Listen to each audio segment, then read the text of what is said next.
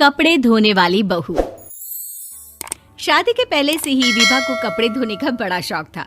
कभी नल के नीचे तो कभी तालाब के पास। अरे मेरी नीली वाली लुंगी नहीं दिख रही है। विभा की अम्मा, कहाँ रखी है लुंगी? अरे वो तो विभा ने परसों ही धोकर रखी थी आपकी अलमारी में, देखो वहीं होगी। वो ना मैंने आज धो दी, मुझे लगा कि गंदी हो गई होगी। अरे कैसे गंदी हो गई थी? उसे तो मैंने पहना भी नहीं। हे भगवान, इस लड़की के कपड़े धोने की आदत से परेशान हो गया हूँ मैं। जितना तो घर में राशन नहीं आता, उससे कहीं ज्यादा डिटर्जेंट पाउडर का खर्चा है। इसकी शादी करवा दो, शादी जाए अपने घर में ही करे काम, फिर चाहे घर के कपड़े धोने हो या पूरे गांव के। हाँ ठीक बोल रही हूँ, देखता हूँ मैं कोई लड़का। वो दिन भी आ जाता है जब विभा को देखने लड़के वाले आ जाते हैं। लड़की मुझे अच्छी लगी। होने वाली सास कहती है, बेटी अगर कुछ पूछना है तो पूछ लो। वैसे तो हमारी लड़की बहुत ही शर्मीली है, जो बोल दो वो मान लेती है, इसे क्या पूछना होगा। अरे कैसी बात कर रही हो माँ, मुझे इन लोगों के घर रहना है, सवाल तो कई है। हाँ हाँ बेटा, पूछ लो ना, क्या पूछना है। आप लोगों के घर कपड़े कौन धोता है? सास का मुंह बन जाता है।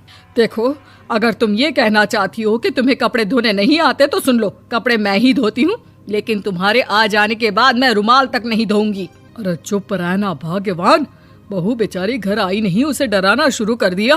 वो क्या है ना बिटिया, अभी तक तो ये कल्लू की माँ ही धोती थी, लेकिन अब तुम्हारे पापा तो दहेज में वॉशिंग मशीन देंगे ही।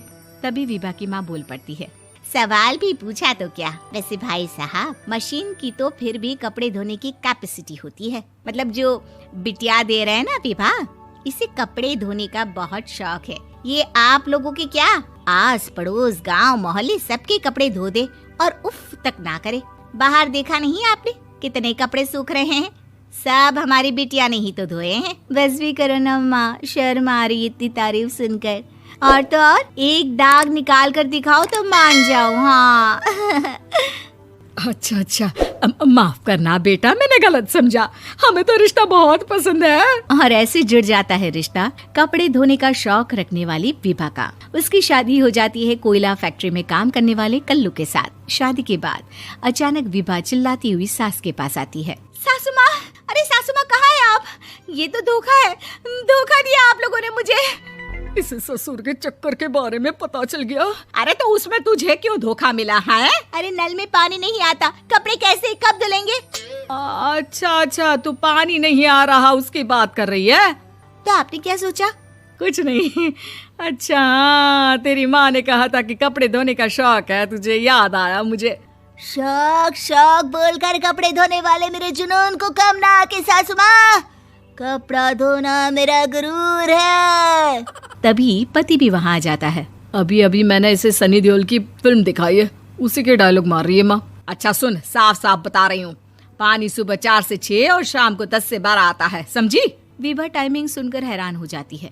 ये क्या भूतों का मोहल्ला है? सुबह 4 बजे उठकर कौन कपड़े धोता है? 4 बजे टंकी में पानी जाता है, फिर सारा दिन धोना ना, किसने मना किया? अरे कैसी बात कर रही हैं? 200 लीटर की टंकी में कितने कपड़े धो लूंगी मैं? सुबह ही उठ जाऊंगी मैं। अब क्या था, विभा सुबह 4 से लेकर रात के 12 बजे तक कपड़े ही धोती रहती। एक रोज सास पड़ोस से निकलकर कहीं जा रही होती है कि साथ वाली कहती है, हाँ कल्लू की माँ, जरा ये बताओ कि 2 साड़ी है, 2 ब्लाउज और एक पेटीकोट और एक नाड़े वाला लंबा कच्छा। हाँ तो?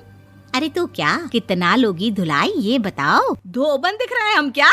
हमारे पति सरकारी नौकरी से अभी रिटायर हुए हैं और बेटा सुपरवाइजर है कोयला फैक्ट्री में। धोबन समझ रखा है हमें? हाय रे कल्लू की अम्मा, माफ कर दो, वो तो मोहल्ले में यही सब बता रहे थे कि तुमने बहू को कपड़ा धुलवाने के काम में लगा दिया है। सास को पड़ोसन की बात सुनकर गुस्सा आ जाता है। वो घर पहुंचती है जहां घर के बाहर ही इतने सारे कपड़े सूख रहे होते हैं जितने कि किसी धोबन के घर पर। अरे ओ कल्लू की दुल्हन, बाहर निकल। माँ जी यहीं आ जाओ, बाथरूम में चादर धो रहे हैं हम। अरे अभी हम धोते हैं, तुमको बाहर निकलो। ये आस पड़ोस वाले बोल रहे हैं कि हम बहू से कपड़े धुलवा कर उसे कपड़ा धोने वाली बना दिए हैं। अरे छोड़ो ना माँ जी, किन लोगों की बातों में आती हो? आस पास के लोगों का तो काम ही होता है कि वो किसी तरह सास बहू को लड़ा दे। बहू सारे घर के कपड़े धोती है, ये क्या कम है? बोलिए। सास को भी लग जाता है कि वो बहू का ये सनकीपन नहीं छुड़वा सकती, इससे अच्छा है कि खुद ही चुप हो जाए। एक रोज सास और बहू मंदिर जाते हैं, जहाँ सास की साड़ी वहाँ खड़ी भीख मांगने वाली से मिलती है। माँ जी क्या बात है, आपकी साड़ी उस भिखारन से कितनी मिल रही है ना? हाँ हाँ, देखो तो दोनों की साड़ी मिल रही है। क्या बात है कल्लू की अम्मा, तुम खुद को तो अफसर की बीवी बताती हो और ऐसी सिंपल सी प्लेन साड़ी पहनकर घूमती हो। सिंपल और प्लेन नहीं है ये साड़ी। तो क्या सोने के धागे से फूल बने हैं? कुछ भी सासू माँ, कुछ भी। हाँ, बने थे इस साड़ी में सोने के धागे से फूल। मेरे पति लेकर आए थे मद्रास से स्पेशली मेरे लिए 10,000 की। ताहे भाई साहब इस भिखारन के लिए भी सेम टू सेम साड़ी लेकर आए होंगे 10,000 की। सास उस वक्त कुछ नहीं कहती, लेकिन बहू के साथ घर आती है और अलमारी से एल्बम निकाल कर लाती है। ये साड़ी देख रही है, ये वही साड़ी है जिसे मैंने अभी पहना था।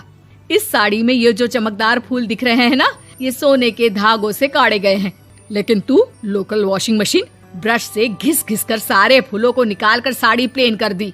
मुझे माफ कर दीजिए सासू माँ। और तो और, जब मैंने तुझे तेरी गलती के लिए कुछ नहीं कहा, लेकिन तूने तो सबके सामने मेरा मजाक ही बना दिया। क्यों? बहू को समझ में आ जाता है कि अब से उसका कपड़े धोना बंद।